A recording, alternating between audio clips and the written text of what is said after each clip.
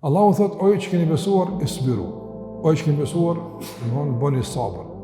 Dhe këtu mas pari, kuptojmë cilë është vendimi shëretik për sabrën, themi se është obligim.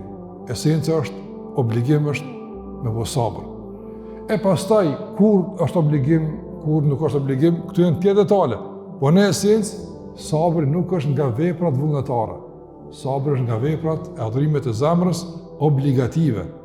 Andaj edhe autori përmend vendimin shëretik dhe dispozitën për durimin, e përmend ajetin dhe urdhën Allahu xhallahu ala direkt drejtuar besimtarëve që duhet me bë sabër. Pastaj çështja e dytë në këtë ajet është se Allahu xhallahu ala kur i thret besimtarët për sabër, i thret në emër të besimit. Prandaj sabri nuk është i lehtë, është i vështirë në jetë. Mirë, po ajo që e arsyeton durimin, frenimin dhe ajo që jep kuptim dhe forcë durimit është besimi në Allahun te barekuta. Njëri që nuk ka besim e ka vështirë me duru me gjitha ato që i kërkon durimi. Është njerëzit kur flasin për durimin, zakonisht i shkon mendja dhe e përkufizojnë kuptimin e durimit vetëm në fatkeqësi.